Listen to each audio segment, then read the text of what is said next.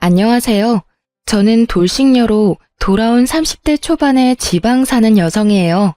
남자 보는 눈이 없다는 말, 혹시 그 말에 공감하신 분이 여기 있으실까 모르겠지만, 저에게 이 말은 뼈아픈 이혼의 기억이기도 해요. 아, 그리고 한 가지 더. 부모가 반대하는 결혼은 하는 게 아니다라는 말도 저에게는 참 아픈 말이기도 해요. 저의 결혼을 아버지가 무척 반대하셨거든요. 저와 남편은 동갑내기로 친구들의 소개로 만나게 됐어요. 남편은 제조업 종사자였고 저는 네일샵을 운영 중이었어요. 저는 어릴 때부터 공부보다는 미용에 더 관심이 있었고 그 때문에 대학교 진학은 포기했었어요. 남편은 대학교는 나왔고요. 처음에 남편을 저희 친정집에 데려갔을 때 저녁을 먹고 이야기를 나누던 아버지는 남편이 돌아가고 나서 저에게 결혼은 하지 말고 연애만 하라고 했었어요. 그렇지만 저는 그 사람을 너무 사랑했고 상냥하고 사근사근하게 저를 대해주는 그 모습에 헤어지는 건 상상도 할 수 없었어요. 결국은 제가 밀어붙여서 결혼에 성공하게 됐어요. 잘 살면 된다는 생각을 했거든요. 다들 처음 결혼할 때 그렇게 생각하잖아요. 저도 똑같았어요. 잘 사는 모습 보여주면 된다라고 쓸데없이 비장하게 생각했는데 정말 불과 3년 만에 헤어지게 될 줄 그 당시에는 상상도 못했죠. 친구들은 저희 신혼집에 대해서도 듣고는 이혼 후에 그때부터가 문제였다고 말하곤 했어요. 왜냐면 저희의 신혼집은 제가 살던 집의 전세금에 남편이 1,000만 원을 보태서 산 작은 아파트였거든요. 남편은 딱 1,000만 원을 보태줬고 대신 제 지분이 크다는 걸 감안해서 명의는 제 이름으로 되어 있었어요. 그래도 저는 개의치 않았어요. 사랑이라는 단 한마디만으로도 모든 게 설명됐던 콩깍지가 심하게 씌인 상태였으니까요. 그리고 결혼 전 남편 본가에 갔을 때 시댁 부모님이 잘 사는 편이 아니라는 걸 알고서는 모든 걸 다 이해하려고 했어요. 정말 그때는 모든 걸 다 퍼줘도 된다고 생각했는데 결혼을 하니 사람이 달라지더군요. 그것도 180도로 확 말이죠. 남편이 달라졌다는 걸 확실하게 느낀 건 첫 번째 결혼 기념일이었어요. 뭐든 첫 번째라는 건 무척 특별한 법이잖아요. 그래서 저도 그 특별한 날을 위해 며칠 전부터 무척 바쁘게 움직였어요. 우선은 백화점에 가서 평소에는 사기 힘든 비싼 브랜드의 커플 신발을 장만했어요. 두 사람의 기념일이니까 선물도 2개면 좋잖아요. 사면서도 남편이 얼마나 좋아할지 생각하며 저 스스로도 무척 즐거운 쇼핑이었어요. 딱히 남편에게 미리 말하지는 않았어요. 첫 번째 결혼 기념일을 설마 잊지는 않을 거라는 생각을 하기도 했고 서프라이즈 느낌도 좋았으니까요. 그렇게 저는 신발을 사서 몰래 숨겨두고 결혼 기념일 당일에는 스테이크와 와인까지 준비했죠. 향긋한 향초와 제가 좋아하는 장미꽃으로 식탁을 장식하고 남편을 기다리고 있었는데 남편의 귀가가 점점 늦어지더라고요. 결국은 전화를 하지 않으려고 했던 저는 걱정 반 짜증 반으로 남편의 전화번호를 눌렀죠. 남편이 전화를 받는 순간 주변에 왁자지껄한 소리가 확 귀를 파고들더군요. 순간 제 머릿속을 차지하고 있던 반틈의 걱정이 순식간에 날아가 버렸어요. 남편에게 말을 건네는 제 목소리가 제가 생각해도 차갑게 굳어있을 정도였으니까요. 어디야? 아, 나 지금 친구들이랑 놀고 있지. 오늘 좀 늦게 들어갈 것 같은데 내일 해장국이나 좀 끓여놔줘.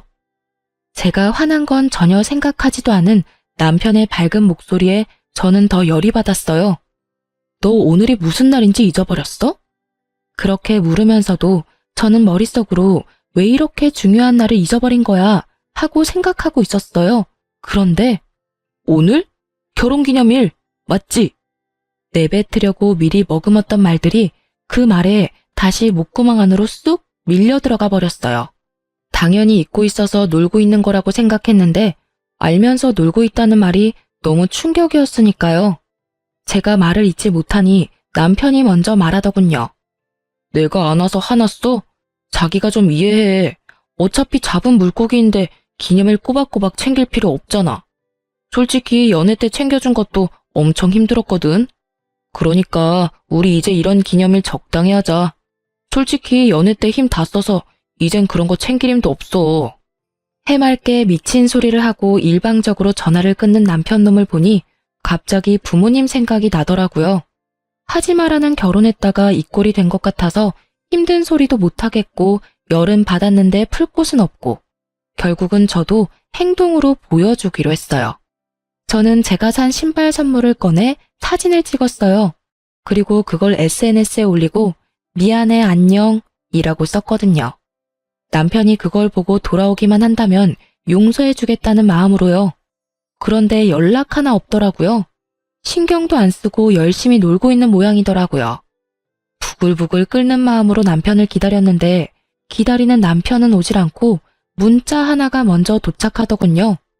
42만 5천 원이라는 금액의 술값 문자요. 남편은요, 남들이 우쭈쭈 하는 거에 약해 빠져서 누가 엉덩이만 살살 긁어주면 자기가 뭐라도 됐냥 큰 돈도 결제하곤 했어요. 그리고 주변의 나쁜 친구들은 모두 그걸 알고 이용해 먹는 거였고요. 결국은 자기가 대단한 사람이 됐다며 정신승리까지 하기도 했죠. 결혼 전에는 제가 하지 말라고 하면 안 하더니 결혼하고 나니 다시 그 친구들과 친하게 지내게 됐나 봐요. 이것도 잡은 물고기에는 밥을 안 준다는 생각의 연장인 거겠죠. 잠을 자야 하는데 머릿속이 부글부글 끓으며 잠이 너무 오지 않더라고요. 더 또렷해지기만 했죠. 그리고 문이 열리고 남편이 들어오는 소리가 들렸어요. 인사불성에 빠져서는 들어오자마자 씻지도 않고 침대에 누워 바로 자더군요. 그 모습에 더 화가 난 저는 다음날 날이 밝자마자 코골며 자는 남편놈을 남겨두고 신발을 포장된 그대로 가지고 그걸 샀던 백화점 매장으로 향했어요. 그리고 남편 것만 반품 처리했어요. 어차피 신어보지도 않은 거였으니. 그리고 저는 반품한 남편 신발값으로 제 옷이랑 액세서리를 샀어요. 백화점에서 코스 요리까지 먹고 집에 왔는데 남편이 어디 갔었냐며 난리더군요. 아침부터 어디 갔던 거야? 해놓으라는 해장국도 안 해놓고. 어제 결혼기념일 안 챙겼다고 설마 삐쳐서 밥도 안 해놓고 남편 굶긴 거야? 웃기지도 않게 상전 노릇하고 있는 남편놈을 보니 사그라들었던 화가 다시 활활 타오르더라고요. 그래, 당신이 안 챙겨준 결혼기념일 챙기려고 나 혼자 쇼핑이나 하고 맛있는 거 먹고 왔어. 그러면서 저는 제가 산 물건들 가방을 주르륵 늘어놨어요.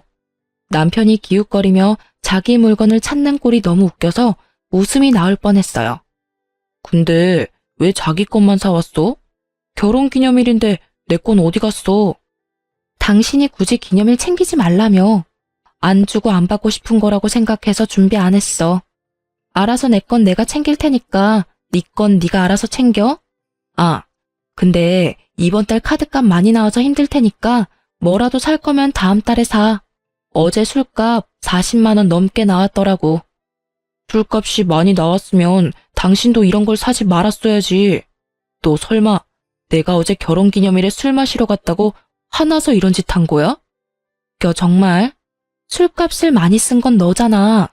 근데 왜 내가 당신 때문에 아껴 써야 하는데? 나도 돈 벌고 있어. 너한테 돈 타서 쓰는 것도 아닌데 왜 참견이야? 그리고 나는 어차피 결혼하면서 당신 따라 멀리 오는 바람에 돈 쓸 친구도 없어서 당신처럼 하룻밤에 40만 원 넘게 쓸 일이 없거든? 근데 너무 불공평하잖아. 당신은 돈을 그만큼이나 유흥비로 썼는데 왜 나는 그 돈을 못 써? 나도 그만큼 쓰려고 나를 위해 쇼핑한 거야. 그 정도는 이해하지? 그렇게 이야기해도 남편은 이해를 못 하더라고요. 그저 자기 선물이 없다는 거에만 꽂혀서는 계속 선물 이야기만 해댔어요. 아, 장난하지 말고. 내 선물 있지? 어제 SNS 올린 거 아침에 봤거든? 신발 사놓은 거 맞지? 그거? 반품했는데? 너 어차피 잡은 물고기 밥 안 준다며. 우리 첫 결혼기념일이라 내 돈을 좀 썼는데 네가 그런 생각이면 나도 따라야지 뭐. 그래서 내 것만 남겨두고 반품했어. 그걸 왜 네 맘대로 반품하는 건데? 아, 진짜 어이없네. 아니, 무슨 생각으로 샀다가 반품을 한 거야? 이래서 못 배워먹은 것들은 티가 나. 아무것도 아닌 일에 금방 토라져서는 이런 일이나 버리고 머리 빈 여자랑은 결혼하지 말았어야 했는데 내가 바보지. 어휴. 그래, 나 고등학교도 겨우 졸업했어. 근데 내가 산 물건 내가 처분하는 게 왜 안 되는 건데? 네 돈 주고 산 것도 아니잖아. 반품을 하든 태워 먹든 네가 무슨 상관이야? 그리고 못 배운 여자들이 금방 토라진다는 건 또 무슨 어이없는 소리고? 당신이야말로 편협하고 쪼잔한 남자지. 오히려 저를 깔아내리며 상식 이하의 여자로 만드는 남편을 향해 분노로 가득 차 소리쳤어요. 엄청 화가 나는데 머리는 차분해지더라고요. 마치 얼음물을 뒤집어 쓴 것처럼요. 아니, 사줬다가 반품하는 것도 웃기잖아. 그냥 줬으면 될 일을 왜 번거롭게 반품을 했냐고. 아니, 너 해달라는 대로 해줬는데 왜 지랄인지 모르겠네? 이런 거 챙기지 말자며. 잡은 물고기 밥도 안 준다며. 나도 똑같이 하겠다니깐? 걱정하지 마. 앞으로도 쭉 그렇게 안 챙겨줄 거니까. 생일도 각자 알아서 챙겨. 알았지? 결국 신발 하나 날려먹고 앞으로의 선물 기회도 날려먹을 상황에 처한 남편은 그게 아깝기는 했는지 그 뒤로는 기념일을 꼬박꼬박 챙기더라고요. 아주 싸고 생색내기 좋은 것들로만요. 사랑이나 애정 따위는 들어있지 않은 그런 물건들 말이에요. 그러면서도 꼭 자기가 원하는 것도 꼭 챙기더라고요. 그 이후로 마음에 생긴 균열은 급하게 봉합이 됐지만 이미 무너진 신뢰는 다시 세워지지 않더라고요. 그렇지만 저희의 결혼 생활은 다시 이어졌어요. 그 정도 싸움으로 이혼을 결정하는 사람은 없잖아요. 이때는 그저 남편 놈의 나쁜 면을 하나 정도 알게 됐다는 느낌 정도였거든요. 그런 저를 이혼 생각에 빠지도록 만든 건 그로부터 2년이 되지 않던 어느 날의 일이었어요. 그때는 저희 아버지의 환갑이 곧 다가오고 있을 때였어요. 저희 아버지는 형제가 5이었는데 아버지 위로 두 큰 삼촌은 환갑이 되기도 전에 돌아가셨거든요. 그래서 저희 가족에게 환갑은 무척 중요한 행사이기도 했어요. 게다가 그 다음 해에는 시부의 칠순 잔치도 있었기에 남편과 함께 저희는 3년이 다 되어 가도록 돈을 모으고 있었어요. 각자 30만 원씩 돈을 내서 총 60만 원을 한 달에 모았으니까 그 당시에는 2천만 원에 가까운 돈이 저금되어 있었어요. 그리고 그렇게 아버지 환갑을 며칠 앞둔 날 갑자기 시부모님께서 해외여행을 떠나신다고 연락이 왔더라고요. 저는 갑작스레 여행 간다는 연락이 와서 당황했어요. 그 전에 남편이나 시댁에서 말해줄 거라고 생각했는데 당일날 알게 됐거든요. 그래도 두 분이 노후를 잘 보내고 있구나 하는 생각으로 평범하게 지내려고 했는데 그 뒤로 두 분이 단톡방에 올리는 사진들이 무척이나 심상치 않더라고요. 비싸 보이는 침실의 모습과 음식들의 사진, 그리고 무엇보다 배경이 바닷가라는 것을 보고 그제야 두 분이 크루즈 여행을 갔구나 하고 생각을 했던 거죠. 호화로운 모습을 보니 한 사람당 돈 1,000만 원은 깨졌겠구나 하는 생각을 잠시 했는데 불현듯 그 큰 돈이 어디서 났을까 하는 생각이 떠오르더라고요. 시댁이 원래 그다지 부유한 집안은 아니었거든요. 콕 집어 말하자면 돈을 악착같이 아끼며 사시는 분들이라 저렇게 비싼 것들을 살 성격도 못 되시는데 말이죠. 여행이라면 관광버스에 10,000원 주고 가는 것만 생각하시던 분들인데 갑작스러운 크루즈 여행이라니. 게다가 옷도 다 새로 사서 입었는지 무척 비싼 옷을 입고 있더라고요. 저는 순간 쎄한 느낌이 등골을 스치는 걸 느꼈어요. 시부모가 로또에 당첨된 게 아니라면 무슨 일이 생긴 게 틀림없다는 생각으로 남편에게 조심스레 물어봤어요. 근데 당신 시댁 어른들 무슨 돈이 있으셔서 크루즈 여행을 가셨을까?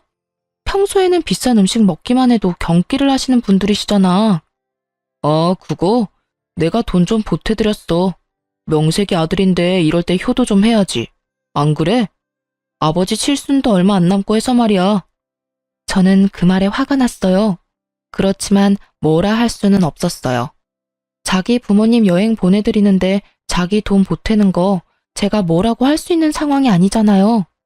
그렇지만 우리는 부부고 서로 경제권을 완전히 묶은 건 아니지만 큰 돈 들어가고 나가는 거는 서로에게 알리는 게 좋잖아요. 그래서 제가 남편에게 한마디 했어요. 부모님 여행 보내드리는 거 나도 찬성이긴 한데 그렇게 큰 돈 쓸 거면 미리 나한테 말 좀 해줘야 하지 않아? 게다가 여행 가시는 걸 당일날 아는 것도 좀 그렇고. 그런 건 미리 좀 말을 해줘. 어차피 다시 모으면 되잖아. 금방 돈 모았는데 또 금방 모이겠지. 그 말에 저는 잠깐 머리가 멈췄어요. 제가 뭘 들은 건가 싶었거든요. 다시 모으자니 뭘? 재차 확인하는 제 모습에 남편은 태연스럽게 말하더라고요. 우리 한 달에 30만 원씩 총 60만 원씩 모으던 거 있잖아. 그 돈으로 크루즈 여행 티켓 끊고 옷도 사드렸지. 비싼 데 가면 비싼 옷도 입어줘야 하니까. 그 말은 우리가 모았던 2천만 원을 시부모 크루즈 여행에 보탰다는 말이었어요. 저는 완전 빡쳐서 남편에게 꽥 소리를 질렀어요. 그 돈을 왜 네가 멋대로 써? 그건 네 돈이 아니라 우리 돈이야. 너랑 내가 모은 돈. 너 그거 얼마나 썼어? 통장에 있는 돈 다 썼어. 야, 쪼잔하게 그딴 걸로 이렇게 화내는 거 좀 아니지 않아? 쪼잔? 말 그따위로 할 거야? 우리 아버지 환갑이 곧 내일 모레야. 어떻게 할 건데? 그때 드리려고 악착같이 모은 돈을 네가 왜 다 날려? 너 말 이상하게 한다. 무슨 돈을 다 날려? 넌 시댁에 쓴 돈도 날렸다고 하는 거야? 어이구, 그러면서 자기 부모님 환갑은 얼마나 챙기는지. 어차피 환갑 요새 중요하지도 않은데 그냥 넘어가면 될 일이지. 뭘 그렇게 목숨 걸듯 이야기하고 난리야? 뭐가 그리 당당한지 얼굴 빳빳하게 쳐들고 저한테 한 소리 하는 남편놈의 얼굴에 진짜 돌아버리겠더라고요. 내가 분명히 말했잖아. 우리 큰아버지들 다 환갑 되기 전에 돌아가셔서 우리 집에서는 환갑도 중요하다고. 아니, 이렇게 네 멋대로 살 거면 결혼은 왜 했어? 이딴 식으로 행동할 거면 우리 이혼해. 이혼? 나는 절대 이혼 못해. 아니지, 안 해. 내가 도대체 뭘 그렇게 잘못했길래 이혼 이야기까지 하는 건데? 내가 못할 말을 했어? 나쁜 말을 했어? 이혼하면 내가 힘들까? 네가 힘들까? 뭘 알고나 떠들어야지. 무식하면 용감하다더니 네가 딱 그 꼴이야. 배운 게 없으면 가만히나 있던지 쓸데없이 나대고 난리야. 나는 너처럼 돈밖에 모르는 여자 딱 징그러워. 완전 과대망상 환자 아니야?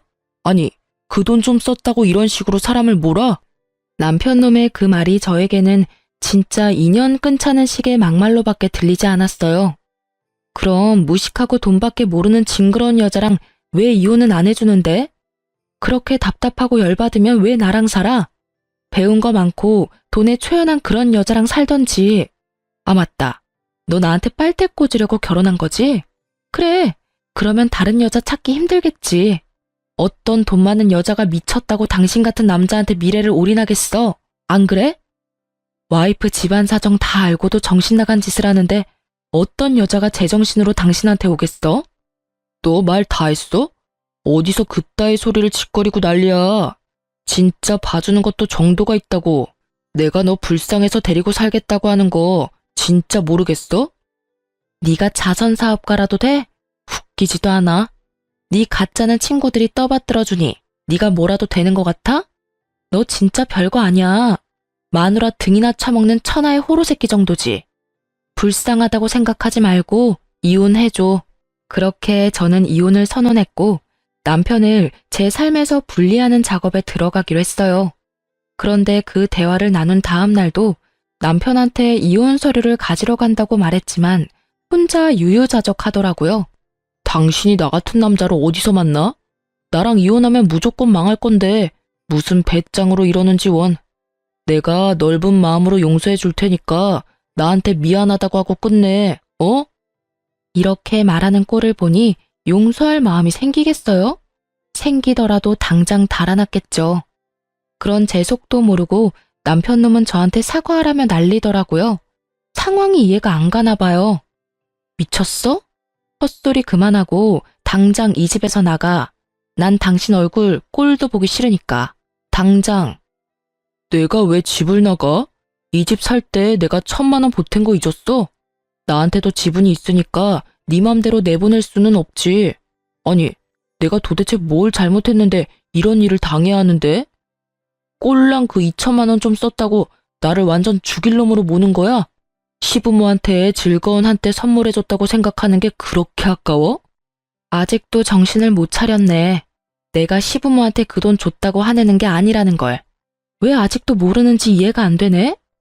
그 돈이 10만 원이던 100만 원이던 1000만 원이던 네가 같이 모은 돈에 대한 결정을 혼자서 했다는 게 화가 나는 거라고 몇 번을 이야기해야 알아듣냐고. 그리고 이 집 살 때 네가 보탠 1000만 원? 당신이 시부모 여행 때 낸 돈 2000 중에 절반은 내 돈이니까 그거랑 퉁치면 되겠네. 어차피 내 동의 없이 내 돈 1000만 원 썼으니 당신이 나한테 그 돈 줘야 하는 거 알지? 네 돈이 내 돈이지. 우리 결혼해서 부부라고. 돈 문제 같은 건 알아서 할 수 있는 거 아니야? 좀 융통성 있게 굴라고. 이렇게 꽉 막힌 여자였어, 너? 내가 막혔냐? 네가 막혔지. 아우, 이런 것도 남편이라고 데리고 살았던 내가 정말 대단한 사람이지. 나가. 나 진짜 당신 얼굴 보고 싶지도 않으니까. 저는 남편에게 소리를 질렀지만 남편은 꼼짝도 하지 않더라고요. 유유자적 쇼파와 한몸이 되어 느긋한 그 모습을 보니 너무 화가 나더라고요. 그렇지만 힘에서 이길 수 없으니 다른 방법을 찾아내기로 했어요. 남편은 저의 이혼에 관한 말을 믿지 않는 분위기였고 더 이상 남편에게 소리 지르지 않았어요. 다음 날 아침 남편은 평소대로 회사를 갔어요.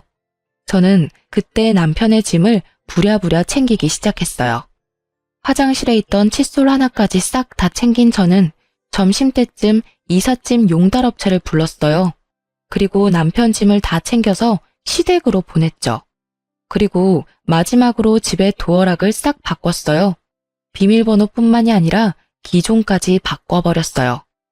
남편의 흔적이 없으니 마음이 너무 편하더군요. 그렇게 저는 하루 가게를 쉬고 집에서 시간을 보냈어요. 저녁이 되니 남편에게 전화가 오더라고요. 문 앞에 있는 걸 알고 있었으니 전화는 받지 않았죠. 남편은 비밀번호를 눌렀지만 문이 열릴 턱이 있나요? 그런데 남편이 도어락을 해제하려고 기사를 불렀더라고요. 문 밖에서 기사가 남편과 이야기를 하는데 제가 소리를 질렀죠. 기사님, 집에 사람 있으니 도어락 열지 마세요. 문 열어주시면 주거 침입죄로 신고할 거거든요. 그리고 옆에 있는 남자분께 여기 더 이상 네 집 아니니 시댁으로 가라고 전해주세요. 제 말에 밖에서 소리가 나더니 결국 기사가 돌아간 듯 하더라고요. 남편은 집에 들어오지 못한 채 밖에서 고래고래 고함을 질렀죠. 야, 문 안 열어? 지금 장난치는 거야 뭐야? 빨리 열어. 열셀 때까지 안 열면 진짜 너 험한 꼴 볼 줄 알아? 이 무식한 여자야. 문 열 생각 없고 짐은 하나도 빠짐없이 시댁에 보냈으니 거기서 지내. 이혼 서류는 내일 보낼게. 장난쳐? 당장 문 열라고. 네가 뭔데 집 문을 걸어 잠궈? 고래고래 소리를 지르던 남편놈은 옆집 사람의 항의에 결국 꼬리 내리고 시댁으로 가더군요. 저는 속이 시원하더라고요. 남편놈 얼굴 안 보는 게 어찌나 속이 시원하던지. 다음날 저는 이혼 서류도 시댁에 보냈어요. 시부모님이 안 계시니 그 사이에 해결할 생각이었죠. 그런데 며칠 뒤 크루즈 여행에서 돌아온 시모가 저에게 전화를 했어요. 얘야, 여기 무슨 서류가 왔는데 이혼 서류라고 하는구나. 혹시 너희들 무슨 일이 있니? 우리 집에 아버 모시며 짐까지 다 보내놓고 여기서 회사를 다니고 있으니 대관절 이게 다 무슨 일이야? 어머님, 이런 말씀 드리기 전에 해결하려고 했는데 그 사람이랑 저 이혼하기로 했어요. 지금은 저만 이혼을 원하는 상태고 남편이 계속 거부하면 소송할 거고요. 왜 갑자기 이혼을 해? 너희 그렇게 잘 지내놓고선. 시모의 놀란 목소리가 들렸어요. 저는 시모에게 다 털어놓기로 했어요. 시댁에서도 이제는 알아야 할 상황이기도 했고요. 그 사람이 저희가 같이 모은 목돈을 몰래 혼자 다 썼더라고요. 다른 건 다 용서해도 그건 좀 아니잖아요. 개인 돈도 아니고 우리가 같이 사용하는 돈을 어떻게 그렇게 함부로 사용할 수 있어요? 그럴 리가. 걔는 절대로 그런 애가 아니야. 설마 그렇다 하더라도 필요한 곳에 썼겠지. 필요한 곳이기는 했죠. 두 분 호화 크루즈 여행 갈 때 쓴 돈이 그 돈이거든요. 저도 두 분 여행 보내드리는 거에 불만은 없어요. 그런데 사용할 거라면 최소한 미리 저한테 이야기라도 해야 하지 않나요? 그런데 저는 어머님이 사진 보내기 전까지 여행 가는 거에 대해 아무것도 몰랐어요. 게다가 그 돈은 저희가 양가 부모님 잔치 때 쓰려고 모은 돈이었어요. 특히 저희 아버지 환갑이 바로 코앞인데 그 돈 다 써버려서 저는 지금 해드릴 수 있는 게 없고요. 아니, 이런 걸 다 떠나서 최소한 저한테 미안한 감정이라도 가져야 하는 거 아니에요? 아예 저를 무식하고 돈만 밝히는 여자라고 얼마나 고래고래 소리를 치는지. 그래서 이혼하기로 했어요. 제 말에 시모가 꿀먹은 벙어리가 되더군요. 그 2천만 원을 두 분께 쓴 거 아깝다고 생각하는 거 절대 아니에요. 만약 아버지 환갑이 아니었으면 두 분께 충분히 그런 선물 드릴 수도 있는 상황이었고요. 그런데 그 큰 돈을 같이 모은 사람에게 한마디의 상의도 없이 써버리는 건 그 사람 잘못이 틀림없다고 생각해요. 아니, 잘잘못을 가릴 필요까지도 없이 그냥 제가 그런 사람을 견디지 못하겠어요. 앞으로 집을 옮기거나 사업 때문에 큰 돈이 생기면 이번처럼 똑같이 자기 원하는 대로 돈을 쓰지 않겠어요? 하나를 보면 열을 한다고 제가 봤을 때는 그럴 만한 사람이거든요. 얘야, 우리는 그런 건 생각도 못하고 나는 그저 아들이 개인적으로 모은 돈이라고 생각했어. 내가 생각해도 그게 나쁜 일이기는 한데 그것만으로 이혼하는 건 너무 성급하지 않니? 오해가 있을지도 모르고 또 다르게 생각하면 이해해 줄 수 있을 법도 하고. 그거 하나만으로 헤어지자고 하는 건 아니에요. 그 사람은 저한테 무식하다거나 배워먹지 못했다거나 그런 말을 서스럼없이 쓰거든요. 게다가 제가 하는 말을 하나도 신경 써서 듣지를 않아요. 저희 가족 대대로 환갑을 못 넘긴 분들이 많아서 우리 집은 환갑잔치 중요하게 생각한다고 몇 번을 말했는데도 환갑잔치 2주 앞두고 이런 짓을 벌였으니까요. 와이프를 얼마만큼 아래로 보면 장인어른을 이렇게 홀대하는 걸까요? 이야기를 듣던 시부모도 제 말에는 아무런 말도 더 이상 잊지를 못했어요. 이건 서로 이해하라는 선을 떠난 무척이나 감정적인 상황이 되어버렸으니까요. 예, 며느라가 미안하다. 우리는 그런 것도 모르고 내가 이놈한테 단단하게 일러놓으마. 대체 그 녀석은 어쩌자고 이런 일을 한 거야? 시모가 급히 저에게 위로의 말을 건네더라고요. 그렇지만 이미 상해버린 감정은 다시 봉합되지 않았어요.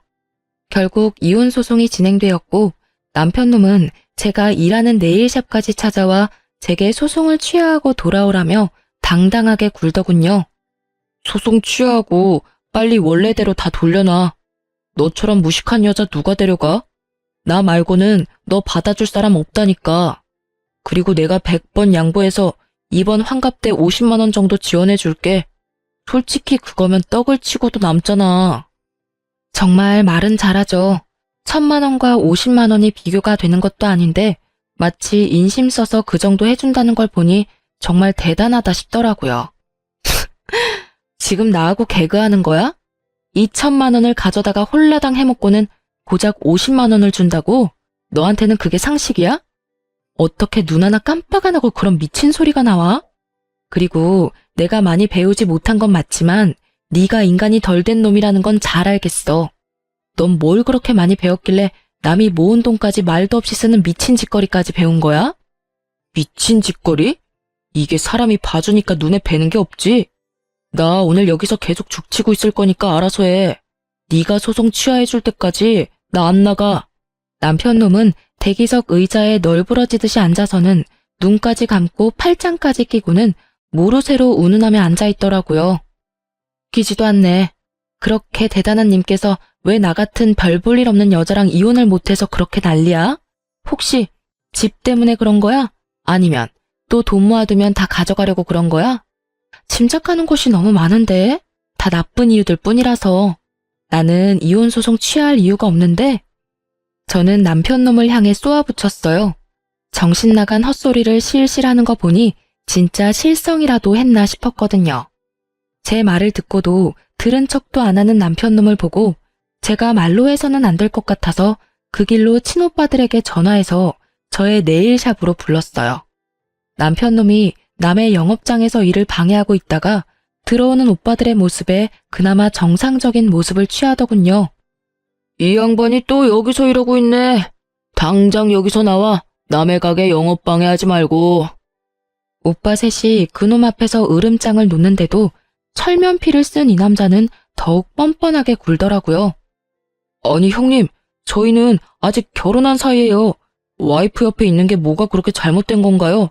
그리고 남의 부부 일에 참견하지 마시죠. 잘못이지. 동생이 싫다는데 계속 이러는 거 스토킹인 거 몰라? 그리고 우리는 처음부터 널 우리 가족으로 생각한 적 없어. 동생이 너무 원해서 결혼을 시켜준 것뿐이고 다행스럽게도 이제라도 헤어진다는데 당연히 도와줘야지. 그러니 더 이상 동생 괴롭히지 말고 썩 꺼져. 괴롭히기는 누가 괴롭혔다고 그럽니까? 그냥 오해가 좀 쌓인 것뿐이라고요. 이야기하다 보면 다시 돌아올 일이고 다시 얼굴 맞대고 살다 보면 좋아질 일이고. 마치 자신은 하늘을 우러러 한 점 부끄럼 없다는 듯 당당하게 말하는 걸 보니 제 뱃속이 다 꼬이더라고요. 좋아지기는 혼자 김칫국 마시지 말고 나가라니까. 한 번만 더 우리 동생 괴롭히면 그때는 주저하지 않고 경찰에 신고할 테니까 알아서 하라고. 결국 3명의 오빠들에게 한 소리 거하게 들은 남편놈은 투덜대며 돌아갔어요. 저는 오빠들에게 너무 미안한 마음뿐이었어요. 그렇지만 오빠들은 역시 제 편이더라고요. 저 자식 또 오면 우리한테 전화해. 어차피 우리 다 근처에 있잖아. 우리 없으면 아버지 불러도 되고. 아빠는 너무 미안해서 못 불러. 그렇게 반대하는 결혼했었는데 이제 와서 도와달라고 하는 것도 죄송스럽고. 걱정하지 말래도 아빠가 너한테 쏟는 애정이 보통은 아니잖아. 그러니까 다음에 이런 일 있으면 아버지 불러. 알았지? 저는 오빠의 말대로 하기로 했어요. 그리고 남편놈이 사업장 근처에 얼씬거리기만 해도 오빠들을 소환했어요. 그리고 그렇게 얼마 지나지 않아서 남편놈은 체념한 건지 더 이상 오지 않더라고요. 그리고 이혼 판결이 났어요. 어차피 결혼 생활도 길지 않았고 재산 분할은 예상한 바와 크게 다르지 않더라고요. 그 집은 제 품에 돌아왔지만 사실 더 이상 살고 싶은 마음도 없었고 그 집이 제가 원했던 집도 아니었거든요. 그저 전 남편 사정에 맞춰 찾은 집이었을 뿐이니까요. 그래서 소송 끝나고 법률 관계 정리 끝나고 나서는 후다닥 집부터 팔아버렸어요. 그런데 이렇게 모든 게 깨끗하게 끝났으면 좋았을 텐데 갑자기 전 남편이 제 가게로 다시 찾아왔더라고요. 구질구질하게 구는 남편놈 때문에 진절머리가 날 지경이었지만 가게에서 난동을 피우며 헛소리를 하더라고요. 아니, 왜 네가 집을 가져가? 그 집 살 때 나도 돈 1,000만 원 낸 거 알잖아. 그러면 나한테도 뭐 좀 떨어져야 하는 거 아니야? 이건 한참 잘못됐어. 소송이 잘못된 거라고. 게다가 애초부터 잘못은 네가 했는데 피해는 내가 봐야 하는데 둘이 같이 모은 돈이니 내가 어떻게 쓰던 네가 따라와주면 될 일이잖아. 네가 이해심이 모자라서 이혼을 하게 됐는데 피해는 왜 내가 받아야 하냐고. 구구절절 하는 말마다 내게 잘못을 떠넘기는 걸 보니 여전히 반성이라고는 하나도 안 하고 있더라고요. 그 이야기를 듣고 있던 제가 열받아서 한 소리 하려는데 네일샵 안쪽으로 아버지가 들어오시더라고요. 제가 이혼한 걸 최근에야 알게 되신 아버지는 남편놈이 저번에 가게에서 난동 피운 걸 오빠들에게 듣고서는 이렇게 제 작업장 근처에 항상 계셨거든요. 남편놈 오면 꼭 한마디 해줄 거라고 말이죠. 전 남편은 이제는 눈에 뵈는 것도 없는지 제 아버지를 보고도 남편놈은 뻔뻔하게 굴더라고요. 그래도 큰 소리를 치지 못하는 눈치였어요. 아니 이게 누군가? 내 딸하고 이혼한 사람 아닌가? 그런데 왜 여기 있어? 애저녁에 똑똑하고 마음씨 넓은 여자 찾아 떠난 줄 알았더니. 아니 장인어른, 어르신도 생각해보세요. 이 상황이 제가 잘못해서 벌어진 일이냐고요. 저는 우리 부모님께 효도 한 번 한 것뿐이고 솔직히 결혼했으면 시댁 부모 챙기는 것도 당연하잖아요. 그런데 왜 제가 이혼을 당하고 집까지 뺏겨야 하는지 이해가 안 돼서 그럽니다. 그래, 각자 부모 챙기는 건 당연하지. 그런데 그럴 거였으면 자네 돈으로 효도하지 그랬어. 마누라 돈으로 생색냈으면서 사과는커녕 뻣뻣하게 굴지 않나. 그리고 무식하다고 욕할 때는 언제고 지금 여기 와서 이러고 앉아있어. 절이 싫으면 중이 떠나는 법이지. 자네가 집 가진 우리 딸이 싫으면 자네가 떠나는 게 맞지 않나? 설마 이제 와서 사람 같은 정신 나간 소리 하려는 건 아닐 거고.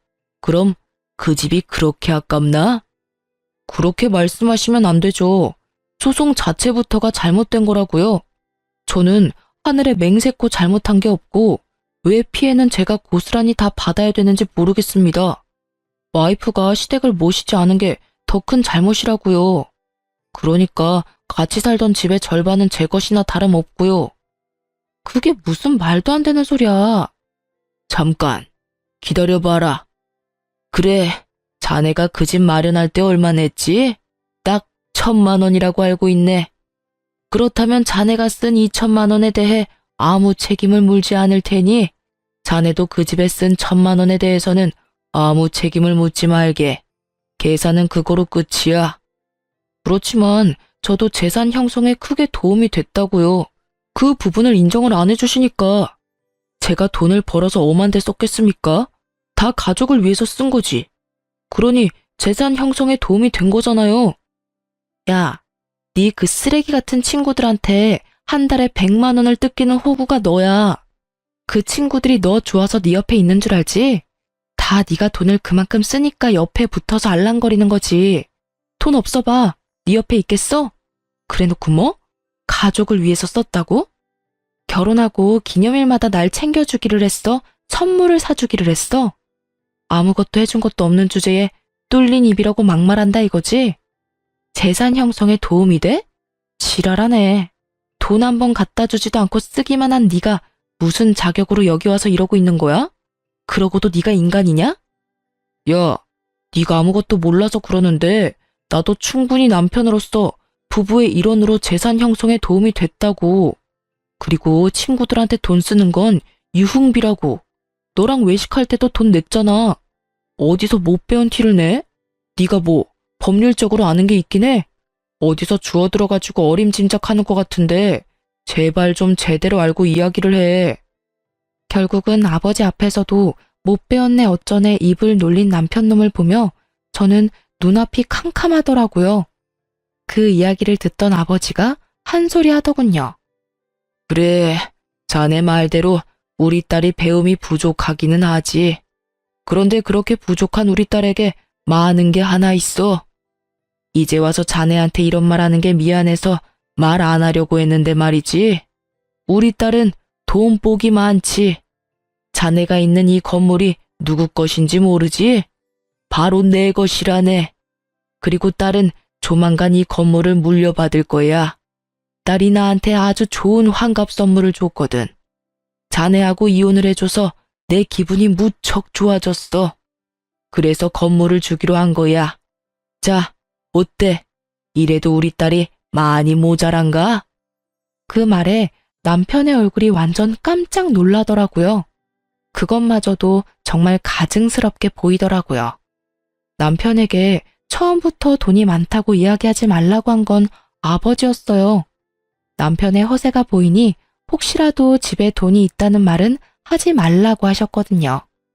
최소 5년 동안 사람 됨됨이를 봐가며 이야기하자고 하셨는데 결국은 5년도 되기 전에 이혼을 해버리게 됐으니 새삼스레 아버지한테 죄송하고 남편놈의 저런 성향을 못 알아본 제가 밉더라고요.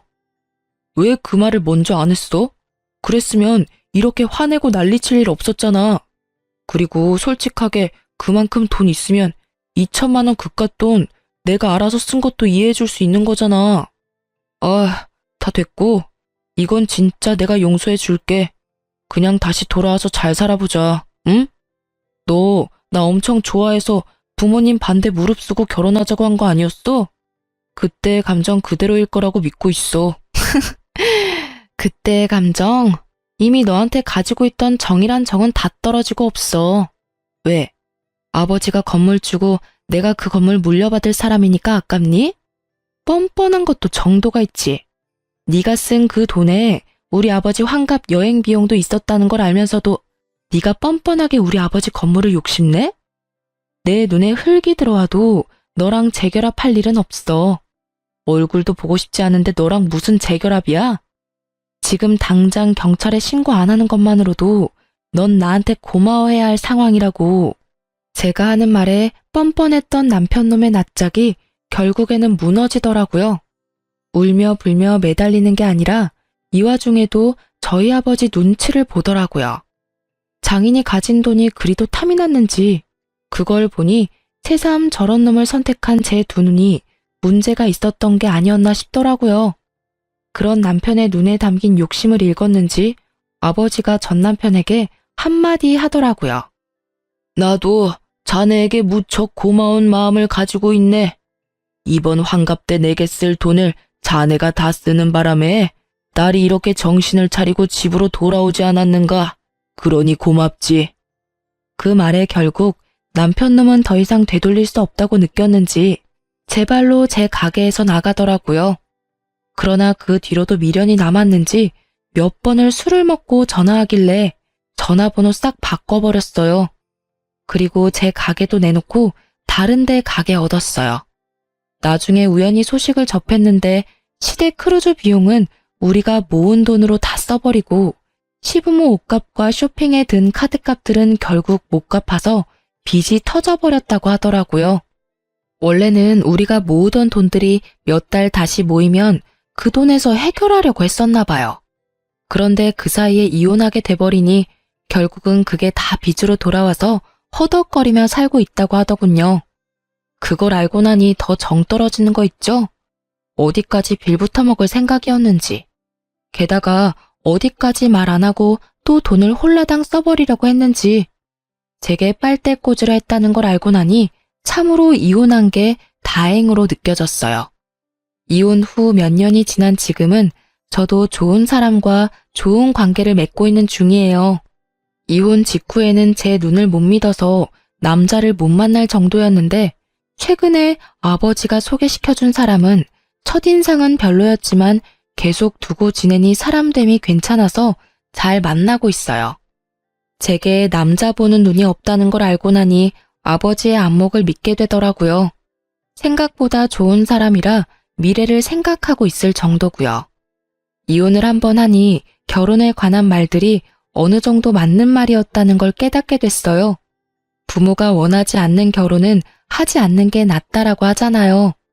세상을 좀 더 산 사람들 눈에는 제가 보지 못하는 무언가가 보이는 것 같아요. 아버지에게도 물어보니 처음부터 말투나 대화 내용에서 욕심과 허영이 많다는 느낌을 받았다고 하셨대요. 그리고 결국은 그런 것들이 터져서 이혼을 하게 된 거였고요. 솔직히 부모의 반대에도 잘 사는 사람들이 많을 거예요. 그렇지만 저희는 그게 아니었던 거죠. 이렇게 글로 쓰니 참으로 제가 못났던 것 같아요. 물론 거지 같은 남편 만난 게 온전히 제 잘못만은 아니죠. 결혼 전에는 정상적으로 행동하려고 노력해서인지 그런 모습들을 많이 보지는 못했거든요. 정말 사소하고 작은 것들에서 그런 모습들을 발견할 수 있는데 저에게는 그런 경험이 없었던 거예요. 제가 사람 보는 눈이 없다는 것보다도 상대방을 속이는 사람을 조심하라는 말을 하고 싶어서 글을 쓰게 됐어요. 쓰고 나니 후련하기도 하고 자아 성찰이 되네요. 긴 글 읽어주셔서 감사하고 모두 행복한 하루 보내세요.